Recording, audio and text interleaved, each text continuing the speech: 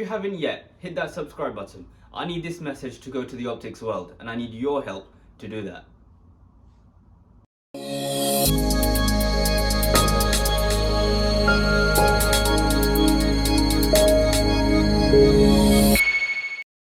Hello, everyone, and welcome to this episode of the Optics Room podcast. Today's a special one. There's three of us. Never had this done before, and got two very, very special guests with a wealth of experience and knowledge and skills behind them. I'll let them introduce themselves, otherwise I won't do them any justice. We have Nick Atkins and Imranali. Great to have you both on. Nick, tell us a little bit about yourself and where you are now. Yeah, I'm Managing Director of Positive Impact currently, and I also have a business running a conference for independent practitioners once a year, the Independence Day Conference. My background is a CLO, moved into industry in the 90s with Bausch and Lomb, and subsequently after Bausch and Lomb, I did some consultancy and then set up Positive Impact in 2008, and the rest, as they say, is history. Fantastic. Great. Imranali, what about yourself? Yeah, so I co-own Infocus Opticians with my wife. She's an optometrist. I'm just the one that looks pretty at the front. A lot of people ask me, how do you manage to run a practice with your wife, seeing her 24/7? But it's the best thing I could have done. So maybe could share a thing or two on that. But we took over Infocus in Baker Street around 2015, so coming up to 8 years now. And it's been good. It's been a good journey, and obviously coming from a non-optics background, I've been privileged to be able to look at it through a new lens, and strictly business lens as opposed to a clinical lens. So being able to work on certain niches, make certain decisions that have thankfully worked, and I'm just happy to share whatever there is to share. So, Imranali, why optics? You've come from a non-optics background in business primarily. So I'm an optometrist. Nick is a CLO. That's where our origins are. Well, how did you get into optics? Well, I got into it because of my wife. It seemed like a good business to get into, I'm not looking back. Fantastic. Good. So one thing you both have in common is you work very hard in the independent sector.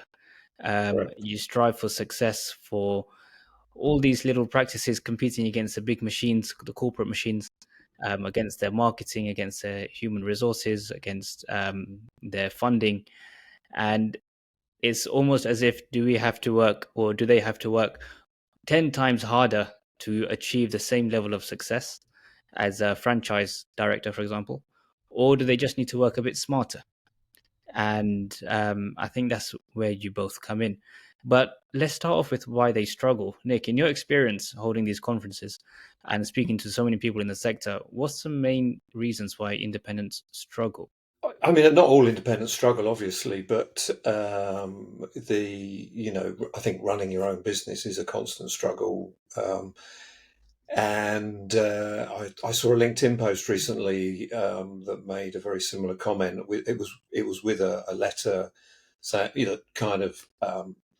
this particular practice has inspired somebody to get into optometry ultimately from being a patient of the practice. And it's things like that, I think, that ultimately make it worthwhile. And I commented on it. I said, ultimately, whatever's going on, whether it's politics, the NHS, whether it's the challenge of economics, etc., all business is hard. It's hard for my business. It's hard for Imranali's business, and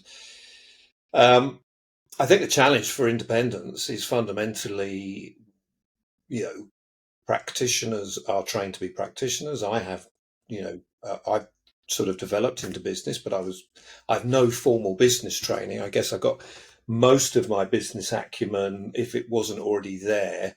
I certainly learned a lot in 10 years at Bausch and Lomb on that side of the fence about business and, marketing and the commercial world, if you like. And I think the challenge is balancing that,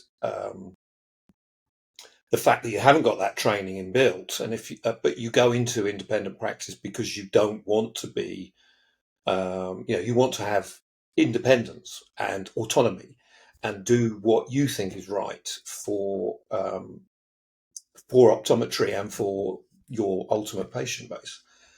But the challenge is then finding the time to do the commercial piece when you're busy seeing patients. And I think that's one of the great things from Imranali's practice, is that he can focus on the business stuff, what his wife does, the clinical stuff, and not everyone is that fortunate. Emrani, do you feel that it's a great benefit that you can step away from the clinical side of it and leave that to your wife and then focus purely on the business aspect of it? How does that free up your time? I think there's pros and cons to both, because sometimes I just feel that I wish I was in the clinic room so I can explain myself, I can push through a project that I'm passionate about. But at the same time, I have so much more free time to be able to a free thinking space to be able to actually think about what projects we can work on, and what's working, what's not working, what frames are selling, because ultimately it's most of the money is in the frames as an optician's practice. But I think what is really really important is that you have to differentiate yourself. You can't consider the multiples as your competitors per se, and try and compete in what they're good at, because it's fighting a losing battle, right? So you have to see what you're good at, why your customers are coming to you, and almost create a niche for yourself. And once you do that, then you'll see that it's almost an easier battle to fight, as opposed to constantly fighting against the same kind of product, the same values, and all of that kind of stuff. So that's what I've tried to really do at the practice. So niche is quite important. It's a key thing that we want to discuss. But Nick, as a practitioner, say you're not as fortunate to be um, have a partner who's also a clinical professional. How would you separate yourself from clinic time and business time? How do you give time to both? We had a speaker at this year's Independence Day, an American OD, who talked a bit about that, and she felt she would actually.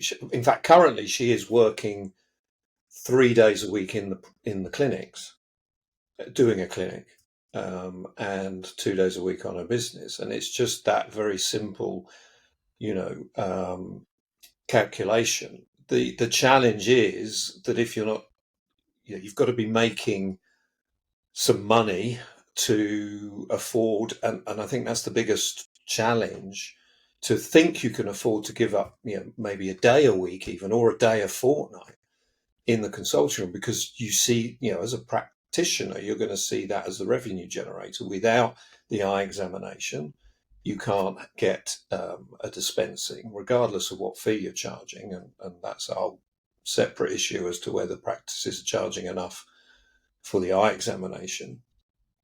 But then, if you're still, most practices, even with what might be considered a reasonable eye exam fee, have got to make money from selling glasses. And without the eye exam driving that, then it's a big step to take to say, right, I'm going to give up one day, whatever it is. Let's say I think it should be at least once a fortnight as a starting point, or a half day a week, or whatever, to running the business. But ultimately, it's kind of I was going to say a step back to take two steps forward.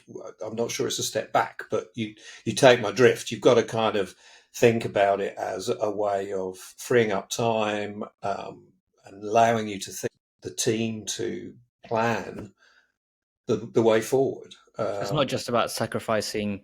It's not about sacrificing. It's more about investing your time into It the is an future. I investment. think it's a mindset shift, isn't it? Yeah. In any practice that you work, do I spend time with my patients, or do I block time out during the day to work on the business itself instead of in the business? Initially, when we had our conversations a couple of months ago, you touched on your 80-20 rule, if you recall. Are you able to touch on that? Do I recall my 80-20 rule? Well, I think one of the things with the 80-20 rule, I mean, it's a fairly common stat thrown around in the commercial world and marketing, but most businesses will probably generate 80% of their business from 20% of their patients. And, one of the mistakes that I think all businesses make, whether it's a practice or any business, business to business, business to consumer, is that you might have several thousand customers on your database and you can get lulled into a false sense of security that you've got all these customers. But actually, when you analyze it, and we do this at Positive Impact, when we analyze our customer base, and maybe you set a figure on a spend that they make with you as kind of that makes them a good customer, then usually it's around 20% of your customers are generating 80% of your business, and the other 80% are only generating 20. And you kind of have to be focused on that. It's a bit more difficult with the practice because I guess people need eye exams and they all want eye exams.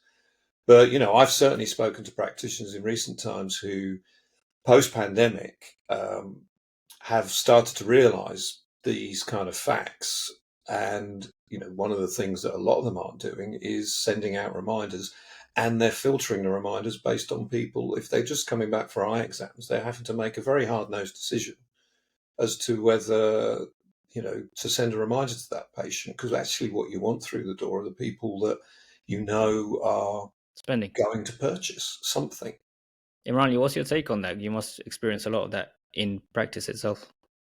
Yeah, so our practice is more of a quality driven rather than a quantity driven, being in central London. So a slightly different thing there. But yeah, I get you in terms of you have your big wider patient database, but then you have your core that are really your bread and butter, and those are the ones that are really driving your business.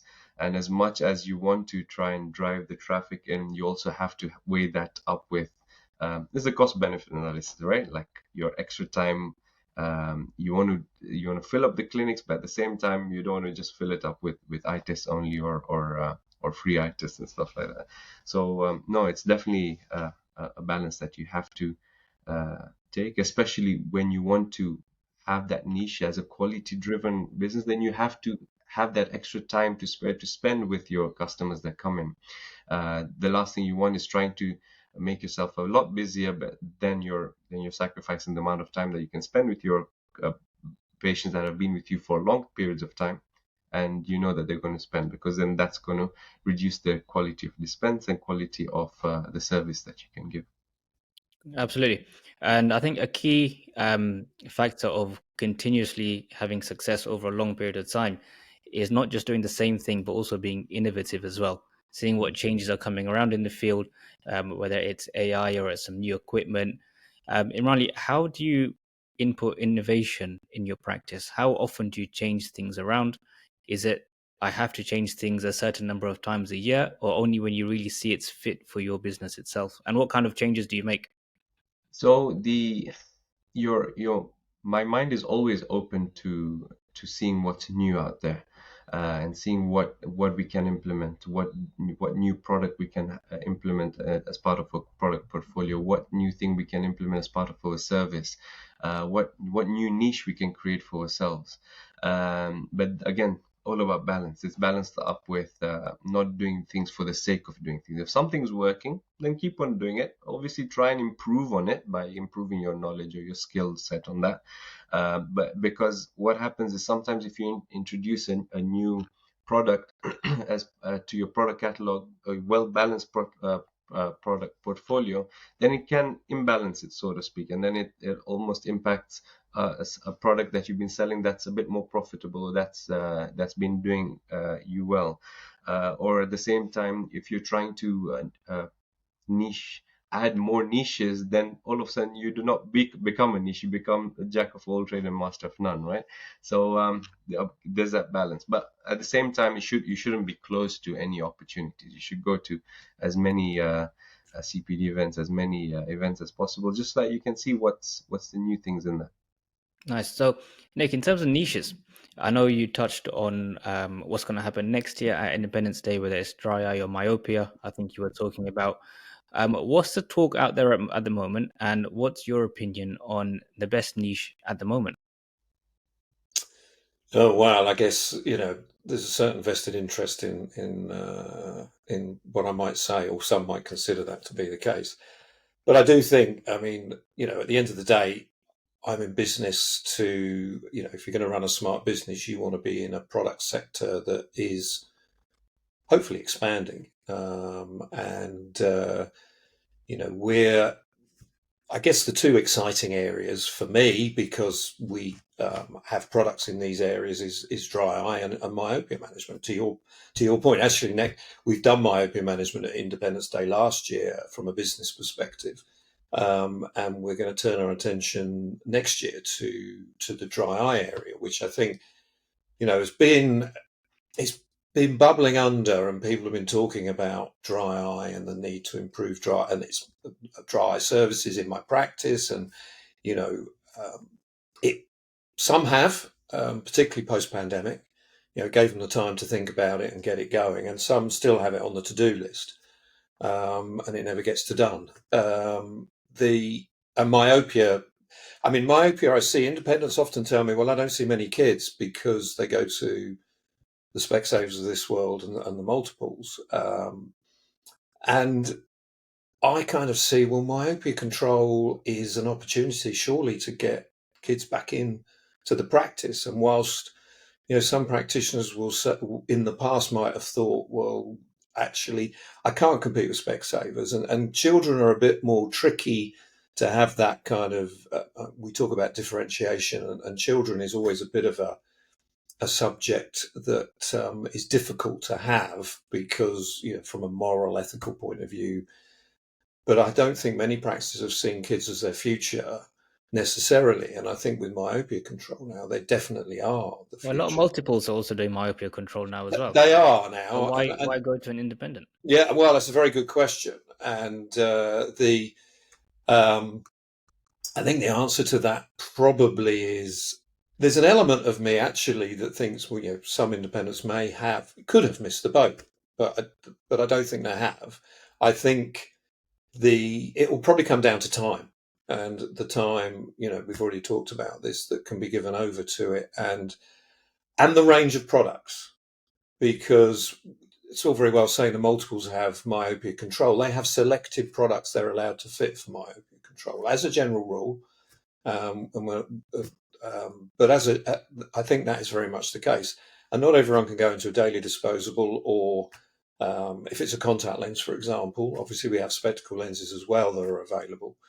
Personally, I believe contact lenses are the best way forward for myopia control, supported by spectacles, quite possibly, if the parents can afford it. But anyway, I'm getting slightly off the subject that we wanted to get the path we were going to No, go no, this down. is great. But I do think myopia control, we have three lenses in our portfolio now, contact lenses for myopia that do myopia control, with the addition of an ortho K lens recently, particularly. And very few multiples will do orthokeratology. And you talk to a lot of independents, and there's a lot of data to support the efficacy of ortho K. I think it's a great option for kids because you're not wearing lenses in the day. You don't have to worry about lenses having to be removed during the day, or problems with the lenses, discomfort from the lenses. And, one of the things for myopia control is the amount of time you wear them. And the effect of ortho K is there all day. And so you've effectively got the right dosage, if you like, of full myopia control. So I think it is still a great opportunity for independents to promote them, and with local groups, to really put themselves on the map as the place to go for myopia control. Do you think time's running out for them for myopia Well, control? time is always running out when the multiples start to offer the services. I mean, it's interesting when you talk about the independent sector, because we always talk about the struggles, but when you actually look at the multiples, generally they follow the independents. That is the general rule. If something new comes along, they wait to see how well it's adopted by the independents and how successful the products are before they jump in with both feet. Because they've got to take a lot more into consideration before they start down that journey. And of course, the quality will vary from practice to practice, depending on how each practice within the group sees, myopia control or dry eye, their level of interest in myopia control and dry eye, Whereas if you're an independent, usually, to Imranali's point, you get into it because you're interested in it. And I think that's one of the things. You've got to have a passion for stuff, whether, people have done sports vision in the past, but usually only works where there's a passion for sport in the practitioner in the practice who wants to run that kind of niche service, and they can make it work and make it very profitable for their business. But if you don't have that passion for it, and not everybody in every multiple is going to have a passion for myopia control or for presbyopia or for dry eye. No, exactly. I think passion's important. Imran, you have a passion for cricket, and that's why you work with Middlesex Cricket Yeah, Club, don't you? yeah. So my passion for cricket led me to have conversations, go to Lord's quite a bit. We're just only down the road from Lord's Cricket Ground, and we're the official opticians for Middlesex Cricket Club, and we've devised a sports vision assessment for the cricketers. So they'll come in before the season starts, and we'll do the sports vision assessments and tweak their batting stance and how they field and all of that. It's more exciting for me than it is for the optoms. So the optoms have to bear with me with that. I keep on drilling down to them. Okay, how do you make sure that they can improve their stance? But it goes to show that maybe this is a point for the multiples. If someone in the team is passionate about it, then you can push it. It takes a lot of effort because my wife's not into cricket, but I made her read everything that there is about cricket, from the LBWs to the nobles to everything, and now she can explain it to others as well. But you have to do that for you to be able to offer a good service and a good product. So thankfully, we've been their partners for 6, 7 years now, and it's expanding, and the word is going out as well. So we're able to do sports vision assessments to people that come in, not only to sports teams as well. A great example of working on your passion and making that a success. So passion is one reason why you can keep motivation going over time. But Imran, you're probably aware that running your own practice, there's ups and there's downs. How do you keep motivation going through the downs? It's tough. It's very, very tough because there are times where I think, really, why did I go into optics And and then all you're on of your that? own, right? There's no HR company to call, no Yeah, nothing for yeah, them to sort out. You got to do it yourself. yeah, no, 100%. And it's, I feel firstly it's accepting that you're going to go through the roller coaster of life. There's no denying that. You're going to have your highs, you're going to have your lows. And I think it's just making sure that when you have your highs, you're just you're enjoying yourself and celebrating the victories, but also almost capturing that those happy feelings. So then you can use them and put them in a bottle, and then when you have those lows, then you can easily open that bottle and say, okay, reminding yourself, this is why I do it, and then using and then trying and thinking about, okay, what were you doing when you had the good times, trying to go back to basics and implementing the stuff that you used to do, and then slowly you'll get up and you'll experience those good times. I But think you yeah, you should have to sell those accept you bottles have. at Nick's conference next year, maybe.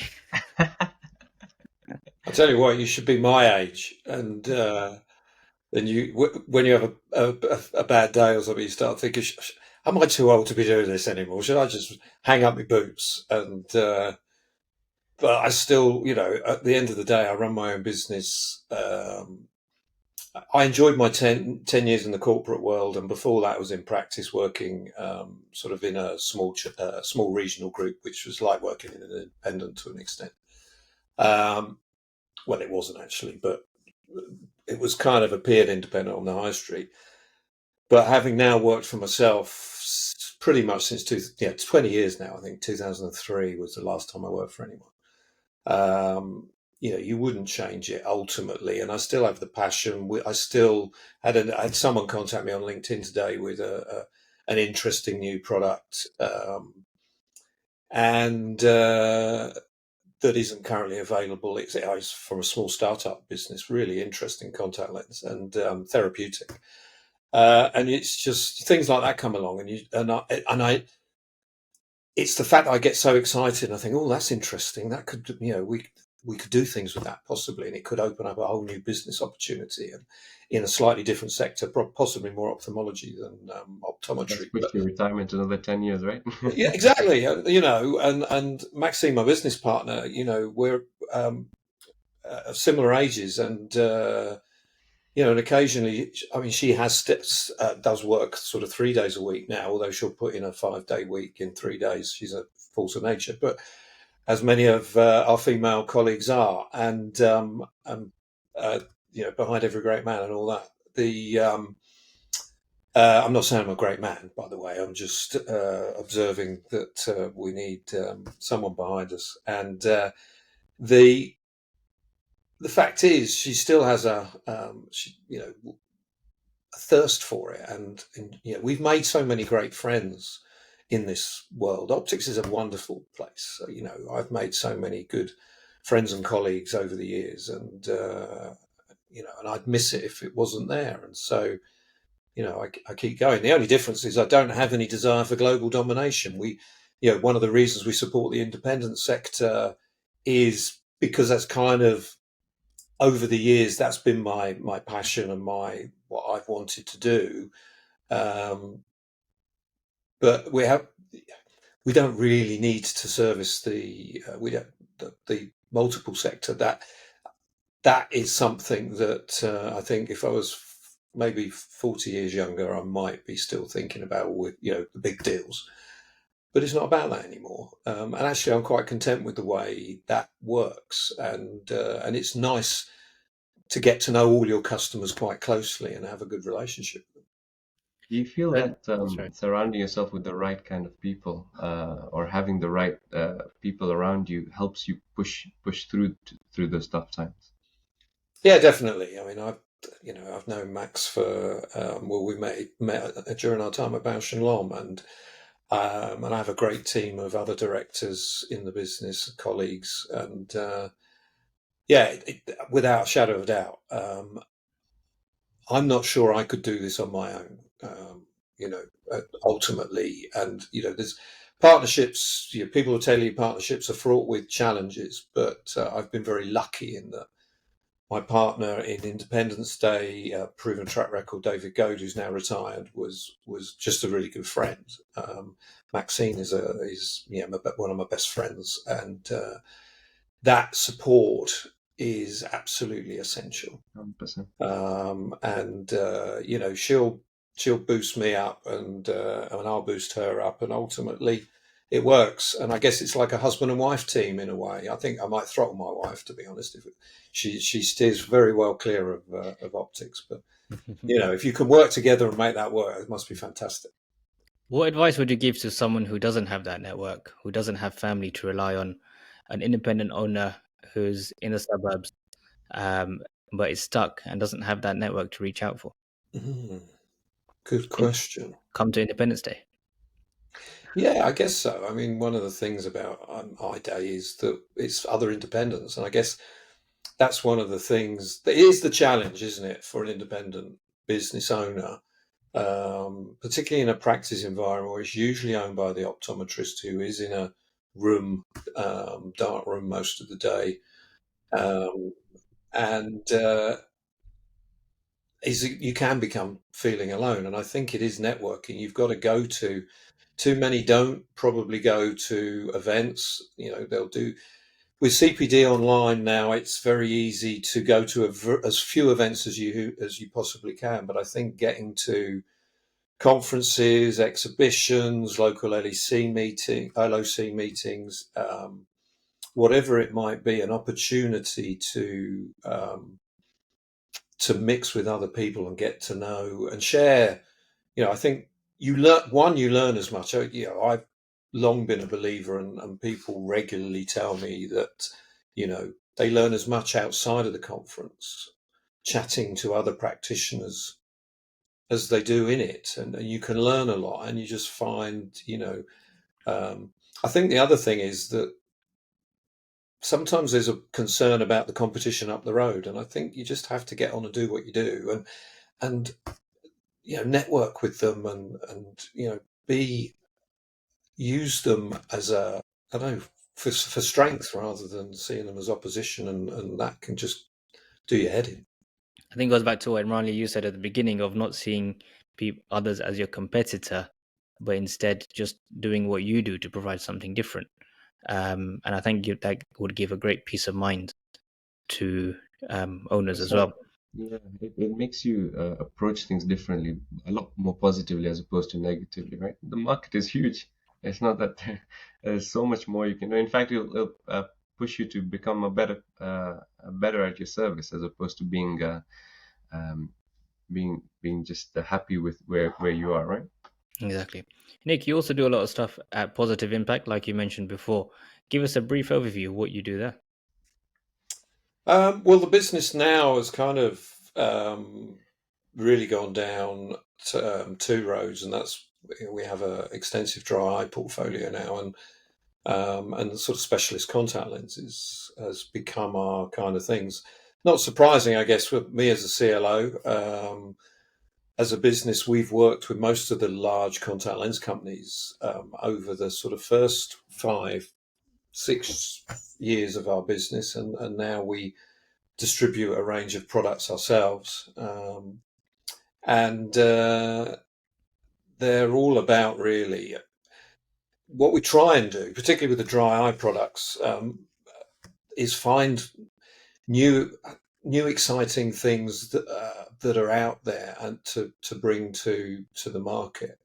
We kind of do a lot of the background work for an independent practice before we even bring it to market. So, we've considered part of our consideration as a distributor is, can we sell this? And can we sell this means, one is there a USP? Is there something unique? Is there something that is missing currently in the marketplace that is an opportunity for both ourselves and our customers, the independent sector?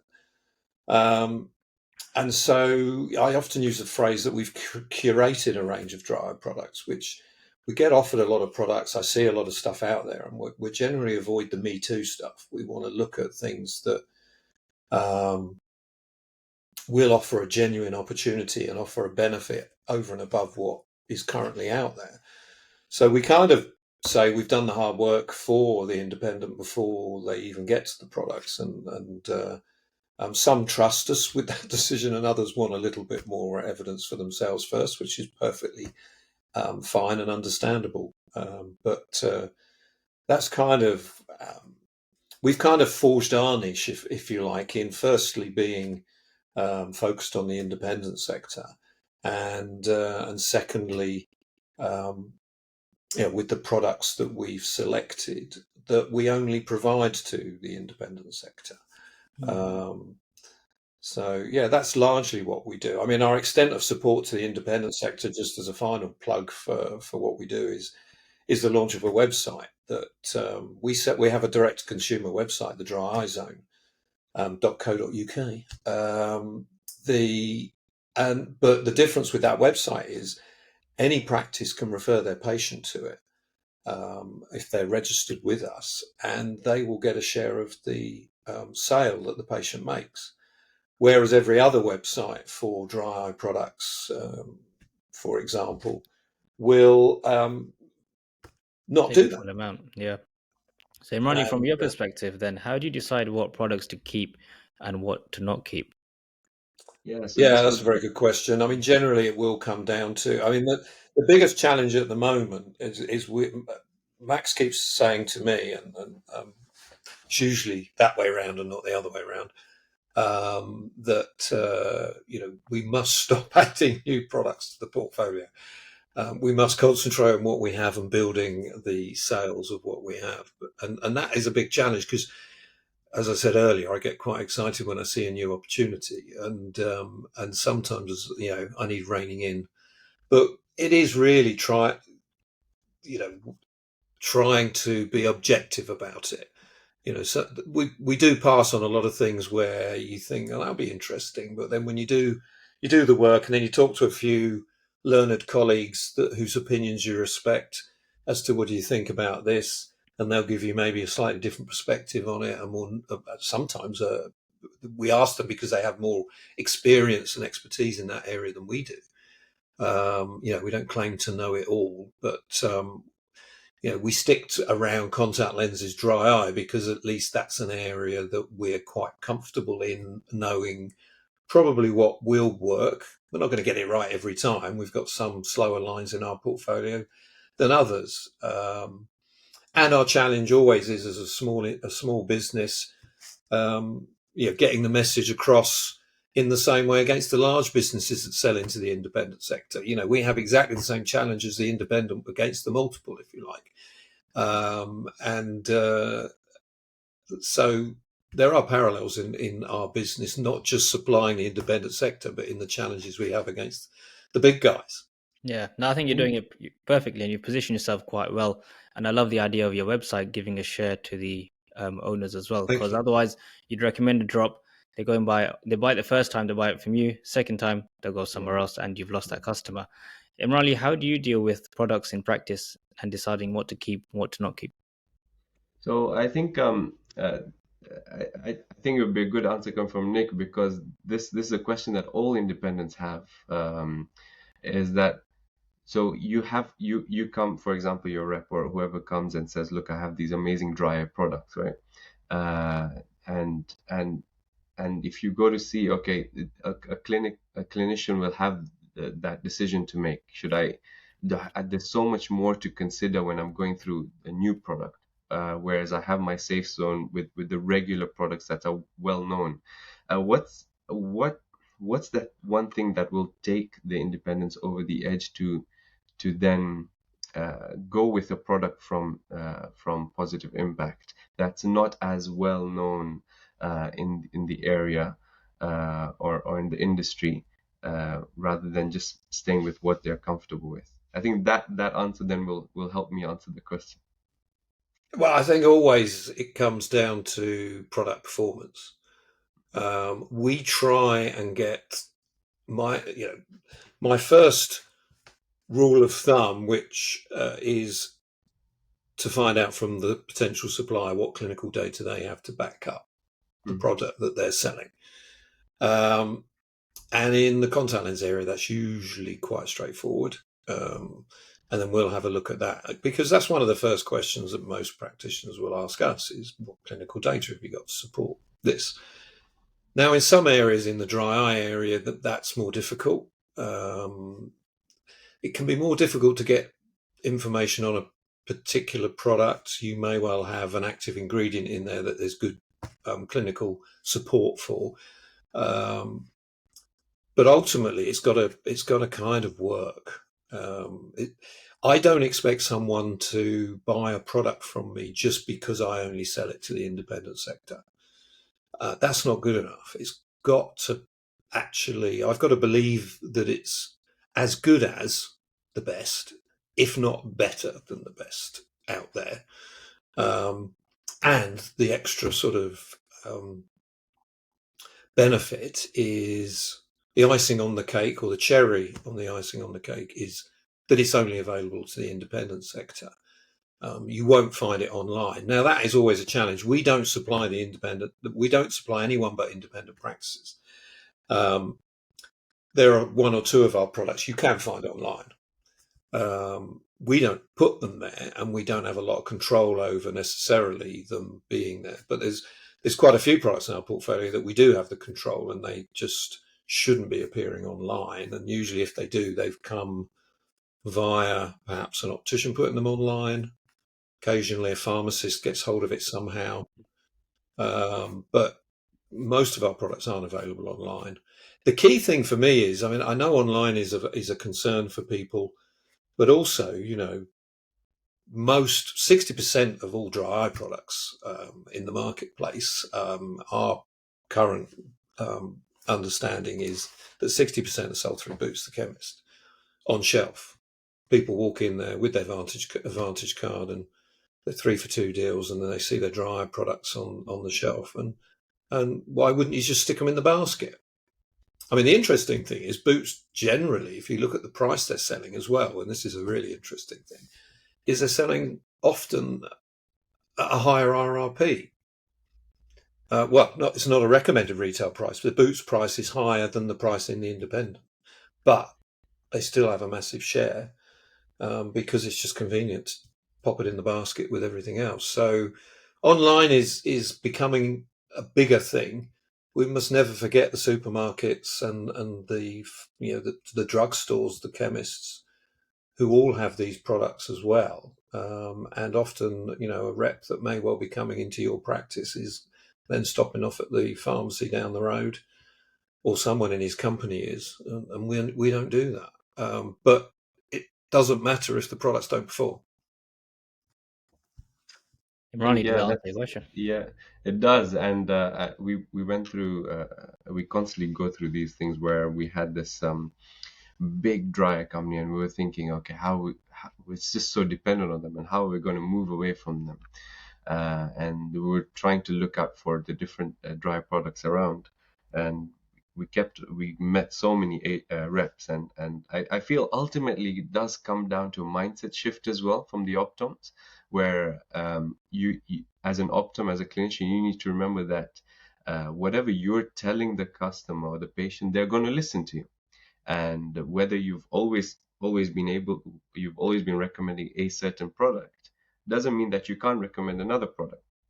And this is the one thing that I try to tell my clinicians, that look, just approach it with an open mindset. Don't just say that just because you've been recommending this product all your life, that means you can't recommend something else. Yes, like you said, Nick, that the product performance has to be there. So we can't just say, okay, this is a better drop or a better product, when it actually isn't. It has to be there on par, or if not better. If better, then obviously it's an easier sell, right? But yeah, we're definitely going down the lines of niching, finding niched products that are not available in booths, or easily available online. Because then we're doing all the hard work, and then for the first sale, and then the follow-on sale, which is what you're really there for, is Uh, yeah, getting I lost. agree. I think you make an interesting point that you kind of touched on, and I would emphasize is it's about recommendation. You know, patients know diddly squat about their eyes, and they look to a professional person to make a recommendation. The challenge for most optometrists, I find, is that they often feel uncomfortable that, will my recommendations seem like selling? Which is, I think you did something on LinkedIn about selling, and the it shouldn't. And I think people are looking for a recommendation on what you believe is going to be best for their eyes. And it's not, I'm not saying that you can't stock other people's products. Of course, I'm not. We don't have every product in every category for every type of dry eye, for example. But it should be a recommendation. You should be confident that you understand what's in the product you're using, and this is why it's going to be best for you, Mrs. Jones, or Mr. Jones. And I think the other piece of it is I think one of the tempting things is that the big guys, particularly those who manufacture, we don't manufacture, we buy and sell. And if you manufacture something, obviously the manufacturing cost is very low, and you don't have that extra margin that a distributor is going to make. So you can offer a really attractive price to get that sale. And call me cynical, but yeah, you'll make more margin on the first sale. You might be lucky and get a second sale. But after that, you probably won't get another sale. It will be purchased somewhere far more convenient and perhaps cheaper. But I don't think it's about price. I think it's about convenience mainly. That's why people buy online. That's why people buy in booths. It's just easier. But if you use something where, okay, you might not make so much on the product, but if you get 10 bottles a year every year, even better if you then tie that patient into a direct debit and supply the products that way. There's all sorts of things you can do. Then it can become quite a decent business. People often think, well, I'm only making a pound or two on this, that, and the other. If you do several hundred of those a month, there's a number of practices will tell you they're generating revenue without having to work too hard from these kind of products once you get the patient on. I think it's And about the patient finding the value in that product in the first place, and that's the key. exactly. And I And if think that can only be driven from inside the test room. And the only way that can be driven from inside the test room is if your optometrist has a mindset shift and thinks of selling and recommending, and it should all be one basically. And the patient has come to you for a certain reason. They've come to you to be recommended something. In order for them to benefit, they have to buy something. In order for them to buy, they are now a customer. but it's all part and parcel of the same model. It's not selling, it's not recommending, it's all one. You're helping the customer, you're helping your patient. And I think too many optometrists just define it as selling or recommending, but it has to be integrated properly, because at the end of the day, you're finding value for your patient and they're buying something that will benefit them. And as soon as that mindset shift happens, your practice will definitely benefit. And Imran, you're lucky enough for your wife to be an optometrist, and once she drives something from inside the test room, you probably see the result outside at the end of it. And once that happens, you're set. Yeah, for Yeah, sure. I think it's different. You can see the difference between an optom that owns the practice and an optom that doesn't own the practice. You can see the difference. It's like, bro, it's not nothing against those optoms, but I think it's a natural kind of thing, right? definitely. Well, thank you both. I hate to wrap it up here. We did go over time, but it was very intriguing and a lot of insights. We have only touched the surface of independent optometry, but I think we've touched on a lot of different subjects, enough for our audience to then go and learn a little bit more. So thank you both for your very, very valuable and important time. Really appreciate it. And thank you so much for your insights. Thank you very No much. problem. Thank you.